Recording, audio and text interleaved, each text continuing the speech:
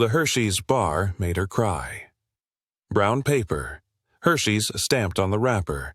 She bit, then broke, sobbing, shoulders shaking, sound ripped from her chest. A freckled private stood frozen, holding out a clean, monogrammed handkerchief. Mess hall, mashed potatoes steaming, roast turkey, real bread, real butter, contrast, rats in Berlin, moldy crusts fought over, Dresden burning, father's laugh gone to ash, enemy kindness crashing into a lifetime of war. What happens when one Hershey's hands you back a childhood and starts to undo everything you were taught to hate? The trucks stopped in a cloud of red Mississippi dust. Frida Hartman counted 87 women climbing down from the convoy, their Wehrmacht auxiliaries' uniforms stiff with dried sweat and fear. She'd spent the entire ride from the processing center preparing herself for barbed wire, for guard towers, for the kind of camp she'd heard whispered about in the final days before capture. Her fingers found the empty place on her collar where her Luftwaffe communications badge used to be. Gone now, stripped away with everything else. The September heat pressed down like a hand. A baby-faced American soldier, maybe 19, gestured toward a low wooden building. No walls around it, no machine gun nests, just a simple structure that looked like it belonged on a farm. "Mess hall," he said in mangled German, pointing. "Essen. Food." Ketta Zimmerman, standing beside Frida, muttered something sharp under her breath. Frida recognized her from the ship, the one who'd stood perfectly straight during the entire Atlantic crossing, chin up, refusing to show weakness even when half the women were vomiting from seasickness. Munich accent. Hitler Youth posture. The kind of believer who made Frida nervous even now. The mess hall smelled wrong. Frida stopped in the doorway, her nose trying to decode the scent. Roasted meat. Actual meat. Not the potato and turnip slop they'd survived on for the last year. Her stomach clenched so hard it hurt. Long tables filled the room, already set with metal trays. American soldiers lined the walls, watching the German women file in with expressions Frida couldn't read. Not hatred, not quite curiosity. Something closer to awkward uncertainty, like they'd been assigned to guard visitors instead of prisoners. "Sit anywhere," one of them said in English. No one moved. An older American, sergeant's stripes on his sleeve, stepped forward and demonstrated, pointing at a chair, miming the act of sitting, like they were children. Lenny Bruckner, the widow from Hamburg who'd cried every night on the ship, finally broke ranks and claimed a seat. The rest followed. The food came in waves: mashed potatoes, green beans swimming in butter, sliced bread, white bread, soft and perfect, and meat. Actual sliced turkey with gravy that steamed in the Mississippi heat. Frida stared at her tray. She'd eaten rats in Berlin during the final bombing campaigns. She'd watched women fight over moldy bread crusts in the holding camp. 2 years since she'd seen food like this, and that had been at a Nazi officer's banquet in Dresden, back when she'd believed all the promises about victory and Lebensraum, and her hands shook as she picked up the fork. The first bite of mashed potatoes made her eyes water. Real butter. Salt.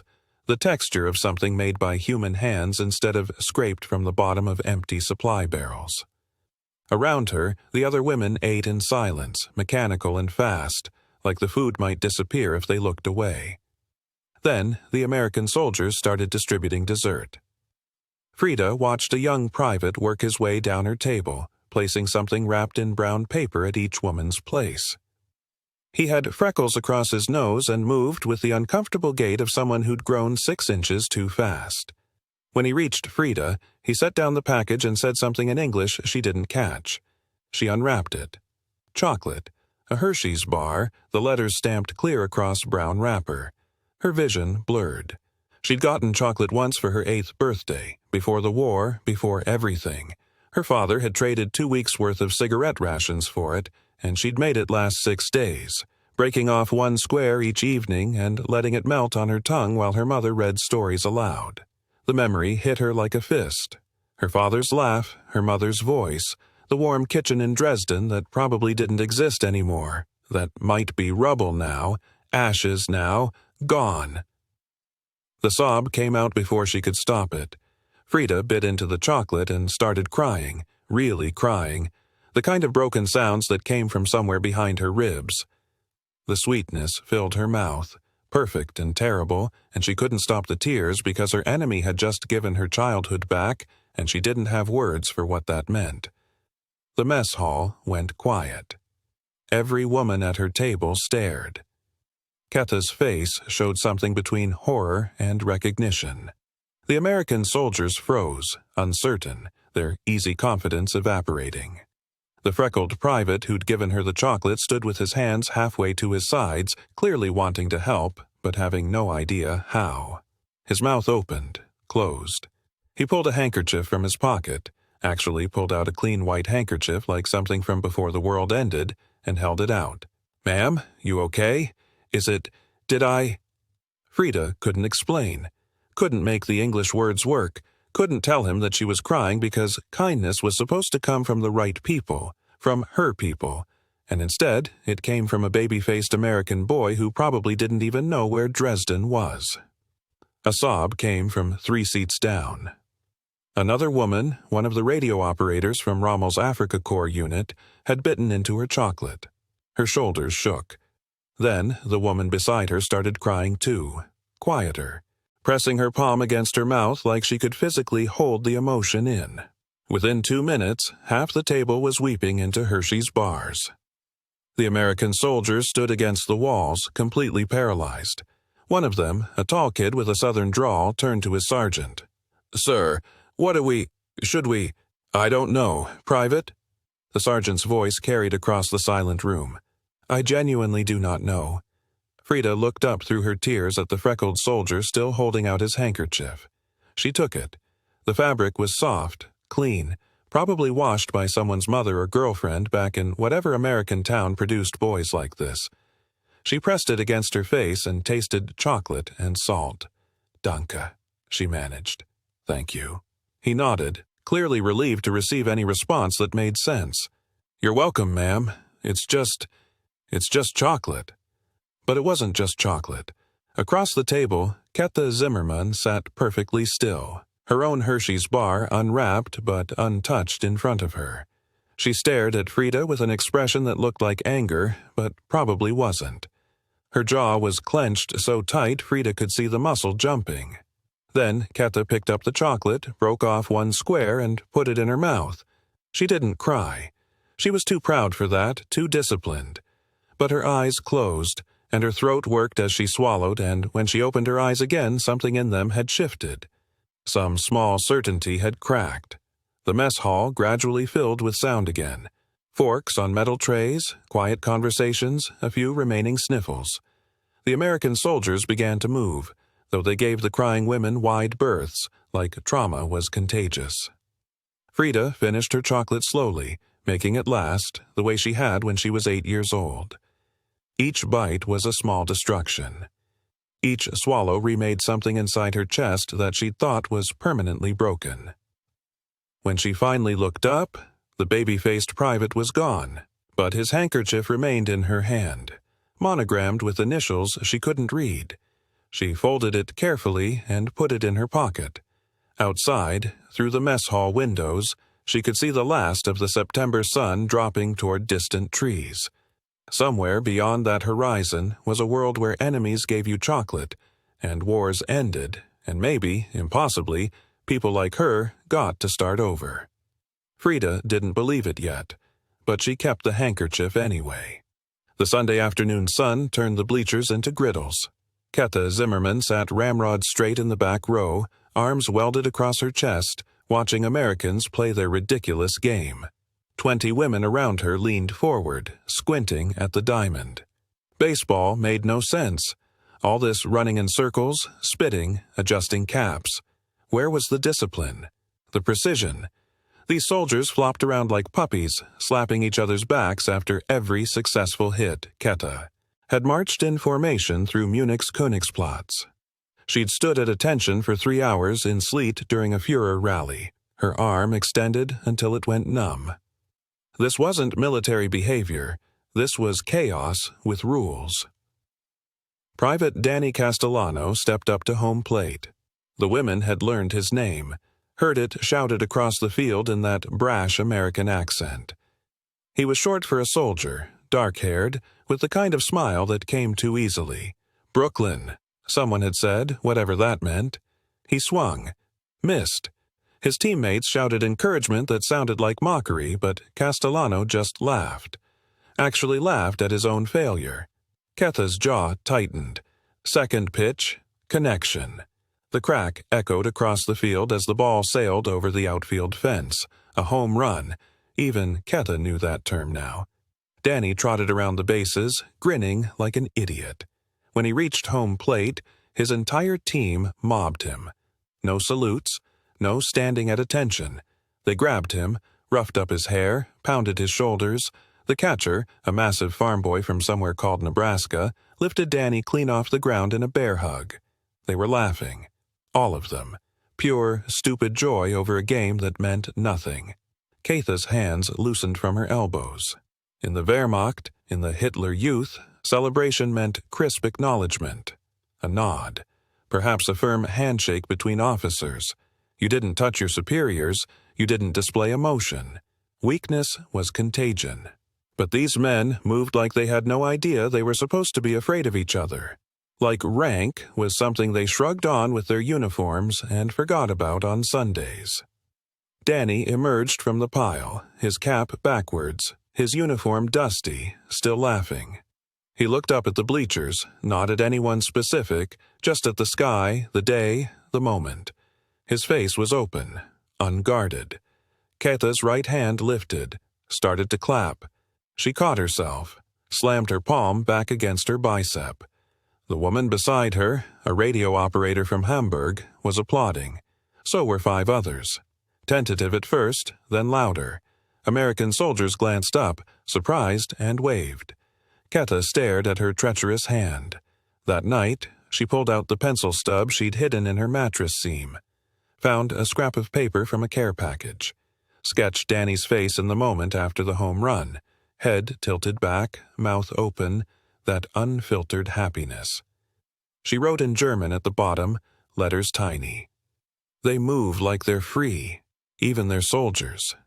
Then she buried the drawing under her pillow and tried not to think about why she'd drawn it at all. Friday night. The base movie theater smelled like popcorn and floor wax. Lenny Bruckner sat in the 4th row of the separated section, German women on the right, American soldiers on the left, an aisle between them like a demilitarized zone. The lights dimmed. A projector whirred to life. Casablanca flickered onto the screen, all dramatic lighting and Humphrey Bogart's world-weary face. The American soldiers shifted in their seats, unwrapping candy that crinkled in the dark. Someone whistled when Ingrid Bergman appeared. Lenny wasn't watching the movie. She was watching the backs of American heads 6 rows ahead. The way they slouched in their seats, ankles crossed, completely relaxed. One soldier had his arm draped over the empty seat beside him. Another balanced a Coca-Cola bottle on his knee, sipping casually in the middle of a film. In Germany, in hospital barracks, soldiers had sat rigid even during rare recreation hours. Eyes forward, backs straight, always aware of who was watching, who might report a moment of weakness. These Americans sprawled like they were in their own living rooms. The smell drifted back to her section. Brill cream, sweet and waxy. Ivory soap, clean cotton. No hint of the smoke and blood and sweat stench that had clung to the field hospitals, that had soaked into her own skin until she couldn't smell it anymore. One soldier turned around during a scene change. Sergeant Marcus Webb, she'd heard his name at mess hall, watched him serve food with patient hands. He was older than most, maybe 26, with kind eyes that crinkled when he smiled. He held up a yellow box. Cracker Jacks. "Y'all want some?" His accent was thick, Georgian molasses. He shook the box toward the women's section. The women froze. This was a test. Had to be. Webb just kept smiling, his arm extended across the aisle like a bridge. Lenny's hand moved before her brain authorized it. She reached across the gap. Webb poured Cracker Jacks into her palm, caramel popcorn and peanuts, still warm from his pocket. Her fingers shook. "There's a prize in there somewhere," he said, then turned back to the movie. Lenny stared at her handful of American candy, passed the box to the woman beside her, who passed it down the row. Everyone took some. Nobody spoke. She ate one piece. Sweet, salty, strange texture. She'd forgotten food could be playful. At the bottom of her portion, something hard. She fished it out, a tiny plastic compass, red arrow wobbling on its axis. A toy, a nothing thing from a Cracker Jack box. Lenny closed her fist around it. That night, she tucked it into her pillowcase, felt its small weight against her cheek. A Hamburg widow who'd let wounded British soldiers die untreated because she'd only had supplies for Germans, now clutching a toy compass like it was a relic. The arrow always pointed north. She wondered if that meant something, if north was away from what she'd been, toward what she might become, or if she was just going crazy in Mississippi, finding meaning in carnival prizes. She kept it anyway.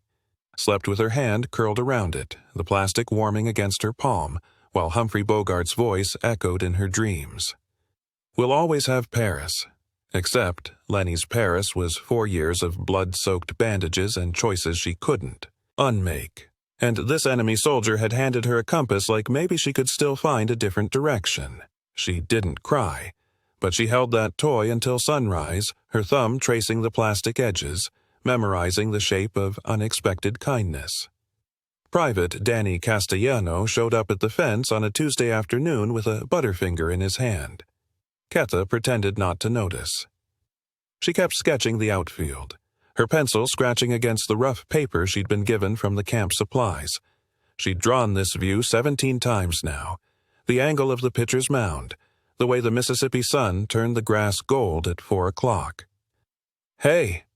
Danny's voice carried that Brooklyn accent that still sounded like radio static to her. "That one of me?" She looked up. He was grinning through the wire, holding the candy bar like bait. "Trade you?" He waggled it. "1 candy for 1 drawing?" Ketha's throat went dry. Every regulation she'd memorized screamed at her to walk away. Fraternization with the enemy. Accepting contraband. Betraying. Her hand reached through the fence before her brain could stop it.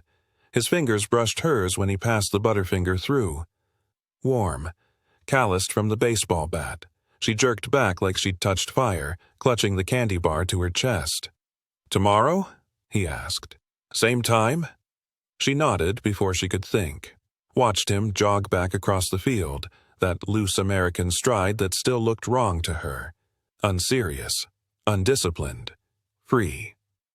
That night she unwrapped the Butterfinger in the dark barracks, breaking off tiny pieces to make it last. The peanut butter stuck to her teeth. She'd never tasted anything like it. Sweet and salty and impossibly rich. She saved half and hid it under her pillow next to her secret sketches. The next Tuesday, she brought him a drawing of the home run. The one she'd sketched in her journal the first week, when something inside her had cracked watching him celebrate with his team. Danny held it up to the light, his whole face transforming. "Holy shit! This is... Sorry, I mean..." He laughed.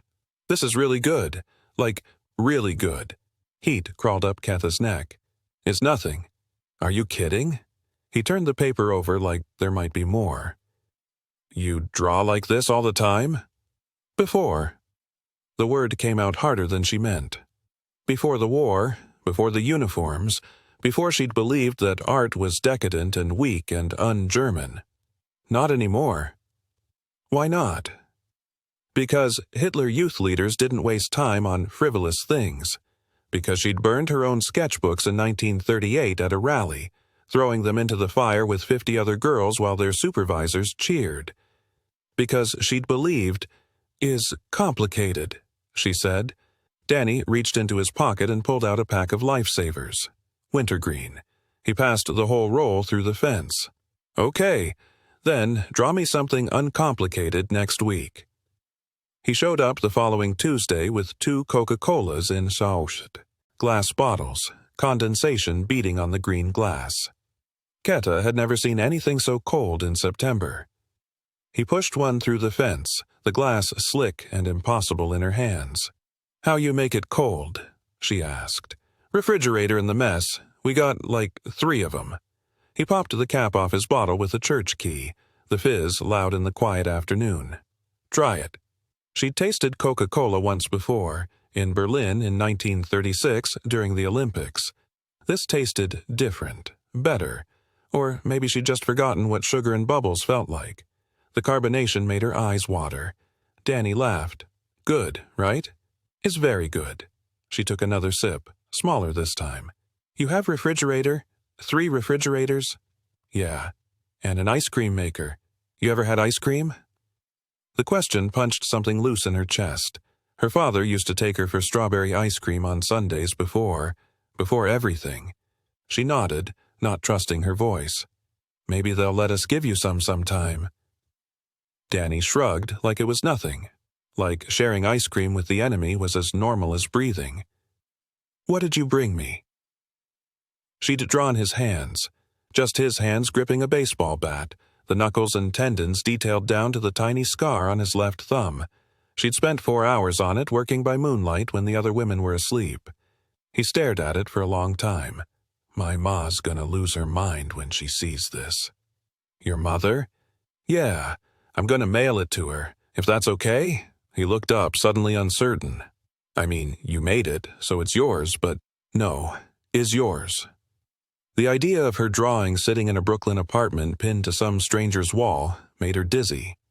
"You send to Mother." The weeks blurred into a pattern. Every Tuesday, sometimes Wednesdays too, if the weather was good and Danny could sneak away from drills. He brought Life magazines with glossy photos of New York skylines and Hollywood actresses. She drew portraits of his 3 sisters from the crumpled photographs he carried in his wallet. He brought her colored pencils, specific shades she'd mentioned wanting. Red like brick, blue like the sky over Dresden before the smoke. Lenny noticed first. "You're smiling," she said one morning, watching Kata tuck a drawing under her mattress. "At breakfast. You smiled at nothing." "Did not." "You did."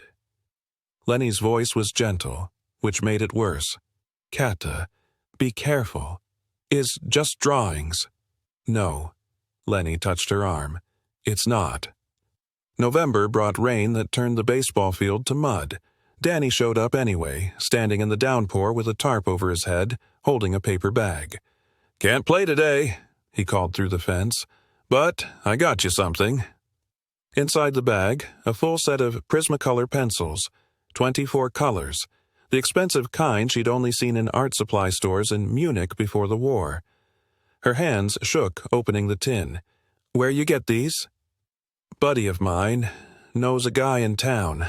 I had to trade my cigarette ration for a month, but..." Danny shrugged, rain dripping off his nose. "Worth it if you can make more of those drawings." Kata stared at the pencils. At this, Brooklyn Jew, standing in the rain, soaking wet, grinning at her like giving her art supplies was the easiest thing in the world. She'd been taught her whole life that people like him were the enemy. Parasites, destroyers of German culture. But he'd just traded 30 days of cigarettes for colored pencils because she'd mentioned missing them once. "Why?" The word ripped out of her. "Why you do this?" Danny's smile faded. He stepped closer to the fence, close enough she could see water beading on his eyelashes. "Because you look happy when you draw. And I don't know, I just..." He rubbed the back of his neck. "I like making you happy. Is that weird?" Yes. It was completely insane. They were enemies. She'd worn a swastika armband for 6 years. He was Jewish. This was impossible and wrong and... "No," she whispered, "is not weird." They stood there in the rain, separated by wire and war and everything either of them had ever believed about the other. The pencils were getting wet. Kata didn't care. "After the war," Danny said quietly, "if things were different, would you... do you think you'd ever want to..." He stopped. Started again. "You think you'd want to see New York?" The question hung between them like the rain. Kata thought about Brooklyn. About streets she'd only seen in magazines, about a world where she wasn't a former Hitler Youth and he wasn't her enemy, and maybe, "I was Hitler Youth, Danny." "Yeah, well." His smile was crooked, sad. "I'm a Brooklyn Jew, so? This is crazy." "Probably." He didn't look away. "But you didn't answer the question." Keta closed her eyes, opened them, looked at this impossible American boy who brought her colored pencils in the rain and asked her to imagine a future where the past didn't matter. "Yes," she said, "I would want to see New York." Danny's whole face lit up. He pressed his hand against the fence, palm out. After a long moment, Katha matched it with her own. Wire and space between them, but for just a second, it felt like nothing at all.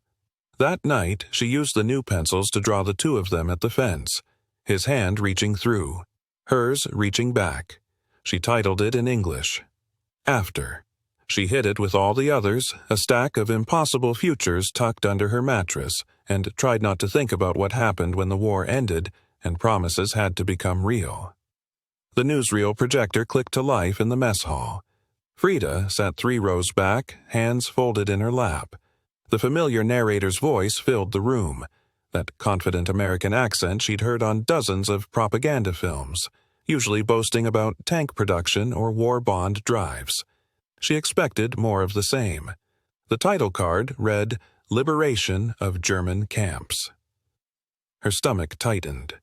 The first image appeared, skeletal figures behind wire, mountains of shoes, then bodies, stacks of them, Dachau, Bergen-Belsen, Buchenwald. The narrator's voice stayed steady, clinical, describing typhus and starvation and gas chambers while the camera showed ovens and bulldozers pushing corpses into mass graves. Someone gagged. A woman, 2 seats over, vomited onto the floor. Frida couldn't breathe. The room tilted. She gripped the edge of the bench, her knuckles white. On screen, American soldiers walked through barracks, their faces slack with horror. Prisoners in striped uniforms stared at the camera with hollow eyes. "Lies!" Lenny's voice cracked across the room. The nurse stood, pointing at the screen. "Amerikanische Propaganda. They are—" Her voice died. She looked at the American soldiers lining the walls. None of them looked angry. They looked sad, pitying, like you'd look at a child who still believed in fairy tales. That expression broke something in Lenny's face. Frida's vision swam. The chocolate bar from that first night flashed through her mind. The kindness of it, the impossible gentleness. And now this, both true, both real. The dissonance made her head pound. The film kept rolling. A British officer pointed to a pit filled with bodies, hundreds of them. The camera lingered. Frida fainted. She woke on the floor, Keta kneeling beside her, pressing a wet cloth to her forehead. The newsreel was still playing. She could hear it. Screaming came from somewhere in the room. Someone sobbing. The smell of vomit thick in the air. Keta's face was white as paper, eyes fixed on the screen. On the wall, American soldiers were forcing German SS guards to bury bodies. The guards' faces showed the same shock Frida felt now, the same denial. "Turn it off," someone whispered in German. The Americans didn't turn it off. Every woman in that room sat pinned to her seat, watching what their country had done, what they had saluted, what they had bled for. The projector's mechanical clicking seemed loud as gunfire. When the lights finally came up 20 minutes later, no one moved. 17 women had vomited. Frida was still on the floor. Lenny stood frozen by her overturned chair, tears streaming silently down her face. Keta stood abruptly. Her chair scraped loud against the floor. She walked, fast, mechanical, toward the exit. No one stopped her. Outside, behind the mess hall, she made it 3 steps before doubling over. The turkey from dinner came up in hot, acidic waves. She vomited until there was nothing left, then kept heaving, her body trying to purge something that couldn't be vomited away. Every parade she'd marched in, every Sieg Heil she'd shouted with her whole chest, so proud, so certain. The banners, the songs, the absolute conviction that she was building something glorious. She vomited again. Footsteps approached. She knew those footsteps. Tuesday, at the fence. Wednesday, in the rain. Keta, Danny's voice, soft. He didn't touch her. She stayed bent over the trash can, shaking. "I didn't know." Her voice came out broken. I know. Those 2 words, simple, gentle. They destroyed her. She wanted him to scream, to call her a monster, to spit at her feet and walk away. She wanted him to hate her because she hated herself, and his hatred would make sense, would be deserved, would be clean. Instead, he just stood there, 3 feet away, his voice soft with understanding. "I marched," she whispered to the ground. "I was 14, and I marched in the rallies. I was proud. I believed—" Her voice cracked. "Those people in the film, those bodies. I wore the same uniform as the men who— You were a kid. I believed it." She screamed it, stood up, faced him. Mascara streaked, vomit on her chin, shaking. "I believed every word. I would have died for it. I drew posters. I recruited other girls.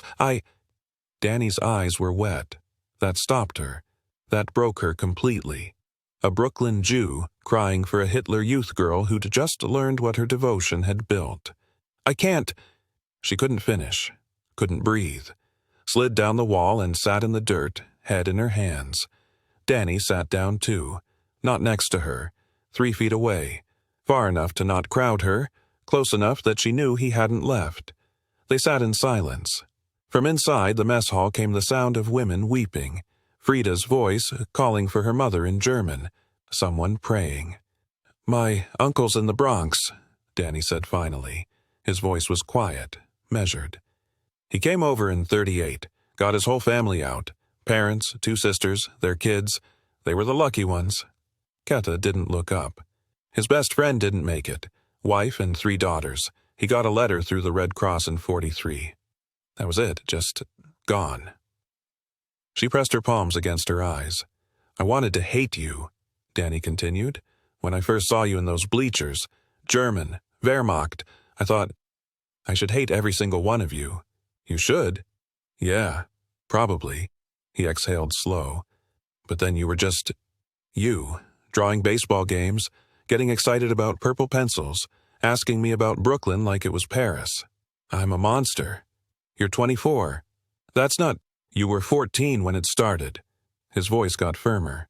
14. What were you supposed to do? Tell Hitler to pound sand? "I believed it." She looked at him finally. Her face was wrecked. "That's what you don't understand. It wasn't forced. I believed. I wanted it to be true. I know. So how can you—" She gestured helplessly between them. "How can you look at me and not—" "Because you're crying behind a mess hall right now." He met her eyes. "Because you watched that film, and it broke you.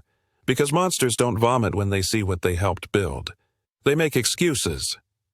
Inside, someone was screaming, a wail of grief that sounded inhuman. Keta wiped her face with her sleeve. "I can't go to New Coy. York. You understand that, right? I can't, after what Do you still believe it?" The question hung between them. She thought of the bodies on screen, the ovens, the pits, the skeletal hands reaching through wire. "No." The word came out like broken glass. "Then you're not the same person who marched. That doesn't erase—" "No, it doesn't." He stood, brushed dirt off his uniform. "But it means you get to decide who you are next. That's more than those people in the camps got." He walked toward the mess hall, stopped at the door. "The offer still stands," he said without turning around. "When you're ready, if you're ever ready, Brooklyn's got room for people trying to be better." Then he was gone. Keta sat alone in the dirt behind the mess hall, the December wind cold against her tear-stained face. From inside came the sounds of 87 women reckoning with the truth, mourning, breaking, reforming. She pulled out the sketch she'd made last week. After. The 2 of them in some imagined future, free from all of this. She should burn it, should accept that some things couldn't be forgiven, that some futures were impossible, that the girl who'd marched with pride had killed any chance of— She folded it carefully, put it back in her pocket. Inside the mess hall, the lights were still on. The women would sit with it all night. Tomorrow, they'd wake up and still be the same people who'd worn those uniforms, saluted that flag. But they'd also be the women who'd seen the truth and broken. Ketha stood, wiped her face, went back inside. Frida was conscious now, sitting against the wall, the freckled private's handkerchief pressed to her mouth. Lenny was on her knees, sobbing. Others sat in clusters, holding each other or alone, staring at nothing. Ketha sat beside Frida. Didn't say anything, just sat. After a long time, Frida whispered, "What do we do now?" Ketha thought of Danny's wet eyes, his steady voice. Brooklyn's got room for people trying to be better. "I don't know," she said, "but we can't be who we were." Frida nodded, clutched the handkerchief tighter. Outside, the Mississippi night was cold and clear. Inside, 87 women sat with the weight of truth, trying to figure out how to carry it forward. The newsreel sat rewound on its spool, ready to show again tomorrow to a new batch of prisoners who didn't know yet what they'd helped build. Ready to break them, too. The mess hall smelled like pine and candles. Frida stood in the doorway, staring at the decorations hanging from the rafters. Paper chains in red and green. A small Christmas tree in the corner, genuine tinsel catching the light. Someone had strung popcorn garlands across the windows. On the phonograph, Bing Crosby's voice drifted through the warm air, singing about white Christmases and home. 87 German women filed in wearing their issued prison dresses, clean but shapeless. American soldiers lined the walls, not guarding exactly. Just present, watching with those same uncertain faces they'd worn since September. On each table sat packages wrapped in newspaper and tied with ribbon. "Donations," the camp commander announced in careful German. "From local churches. For you." Nobody moved. Lenny reached her table first, fingers hovering over a lumpy package. She unwrapped it slowly. A hand-knitted scarf in forest green. Wool, real wool. The tag attached read, "To our German friends. God bless. First Baptist Church, Clinton, Mississippi." Her hands started shaking. Ketha unwrapped hers. Gloves, yellow cotton gloves with delicate embroidery at the cuffs, the kind of thing someone's grandmother made, for the enemy, for her. Around the room, women pulled out bars of ivory soap wrapped in tissue paper, handkerchiefs with crocheted edges, a pocket Bible in German, scarves in blues and reds and soft grays. Practical things, beautiful things, things that required hours of someone's time. Frida held a pair of wool socks against her chest and couldn't breathe. The phonograph played Silent Night now. In English, then switching mid-song to German, Stille Nacht, Heilige Nacht. Someone had found a German version. Planned this, cared enough to find it. That's when Lenny stood up. Her chair scraped loud against the floor. The music kept playing, but conversation died. Every face turned toward her. German women, American soldiers, everyone frozen mid-motion. She reached into her dress pocket and pulled out the small plastic compass. The Cracker Jack prize from September. She'd kept it for 3 months, hidden in her pillowcase like a secret too fragile to expose to daylight. "I need to say something." Her English came halting, heavily accented. In German, then English, so everyone understands. She looked at Sergeant Webb. He stood near the door, holding a cup of coffee, that same kind face that had offered her candy in a dark theater a lifetime ago. "Ich habe 4 Jahre lang als Krankenschwester gearbeitet." Her voice cracked. "I work 4 years as nurse, Wehrmacht nurse." The room held its breath. "I save only Germans. British soldiers, American soldiers come to hospital." She stopped, started again. "I let them die. I walk past. I choose." Frida's hand went to her mouth. "I tell myself it is duty.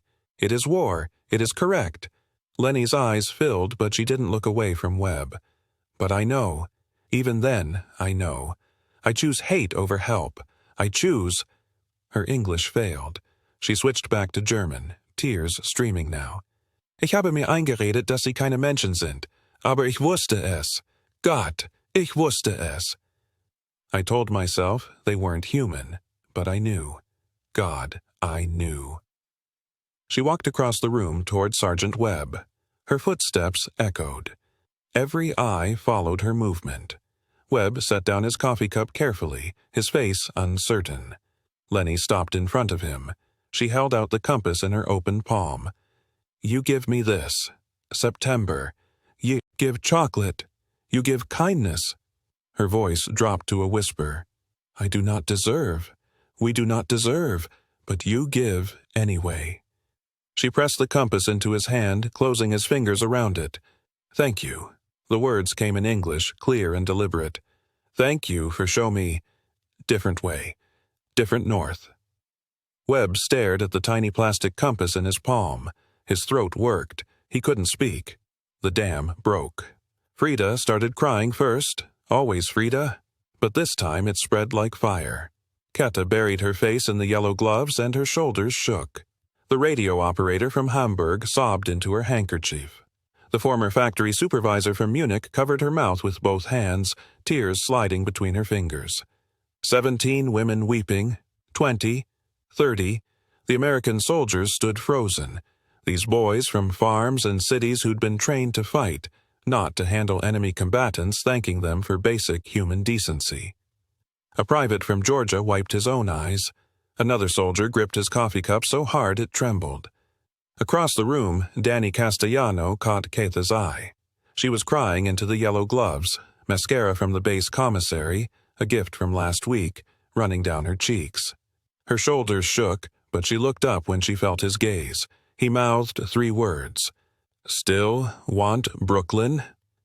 Keitha nodded. Once, definite. He smiled.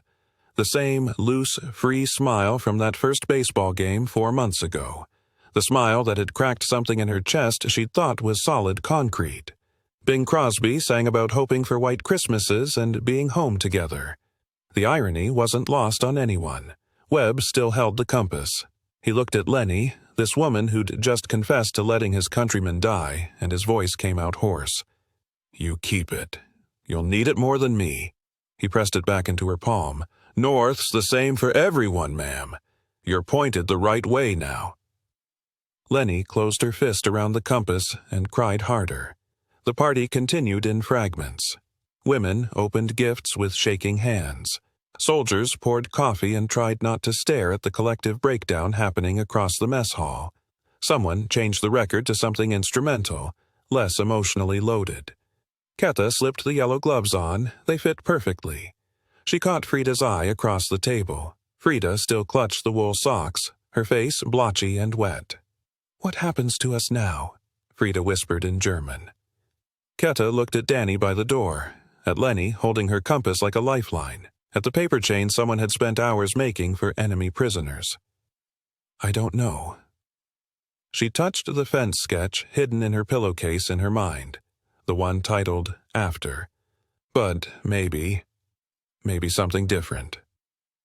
May 1945 came with Mississippi heat and surrender documents. Germany had fallen. The war was over. Repatriation trucks lined up outside Camp Clinton with their engines running. Keitha requested a meeting with the camp commander before processing. She had Danny's address written on paper in her pocket. 327 Flatbush Avenue, Brooklyn, New York, folded so many times the creases had started to tear. She'd rehearsed her question in English for 3 days. Sir, I need to ask about immigration procedures. After everything is settled, if a former enemy wanted to apply for... Ma'am. The commander cut her off gently. He pulled a file from his desk. Private Castellano already submitted sponsorship visa paperwork for you. 2 months ago, March 15th. Keitha's brain stuttered. What? Sponsorship requires character witnesses, employment guarantee, housing verification. He's been working on it since winter. The commander slid the file across the desk. He wanted to make sure you had somewhere to go, if you wanted. The paper blurred in her vision. March 15th. Before the newsreel, before her confession, before she'd even said yes to Brooklyn with any certainty. Danny had started the paperwork when their relationship was still just sketches and Coca-Cola through fence wire. He didn't tell me. No, ma'am. He was worried it might seem like pressure, wanted you to choose freely. Keta pressed her palm flat against the desk to keep from floating away. I choose Brooklyn. The paperwork took 18 months. Visa processing, background checks, displaced persons bureaucracy grinding slow. Keta waited in a displaced persons camp outside Frankfurt, drawing portraits for bread, keeping Danny's letters in a tin box under her cot. She married him on June 14, 1947. City Hall, Lower Manhattan. She wore a white dress from a second-hand shop on Delancey Street. He wore his army uniform, the sergeant's stripes still crisp. His 3 sisters served as witnesses, the same 3 faces Keta had drawn from wallet photographs 2 years earlier. They opened an art studio in Park Slope 3 months later. Keta taught painting. Danny managed the books.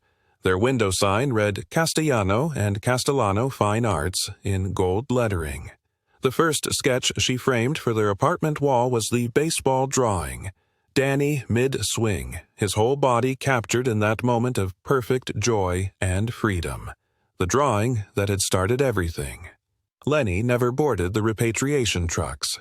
She submitted a request to stay in Mississippi as a displaced person, completed nursing certification through the Veterans Hospital program, started working at Clinton General Hospital in 1946. She kept the Cracker Jack compass in her uniform pocket. Every shift, every patient. The plastic had worn smooth from her thumb, rubbing over it during difficult cases. When faced with a choice, this patient or that one, this treatment or another, she'd touch the compass. North. Always north. She married a local pharmacist in 1952. Quiet man, good man. They never had children, but she delivered half the babies in Clinton over the next 30 years. She never returned to Germany. Frida went home to Dresden in late 1945. Found rubble. Found her family's apartment building reduced to blackened walls and ash. Found her father's name on a Red Cross casualty list. February 1945, firebombing. She worked as a translator for British occupation forces. Taught herself English from American radio broadcasts she'd monitored during the war. At night, she wrote letters. The freckled private who'd given her the Hershey bar had been reassigned. She never learned his fate.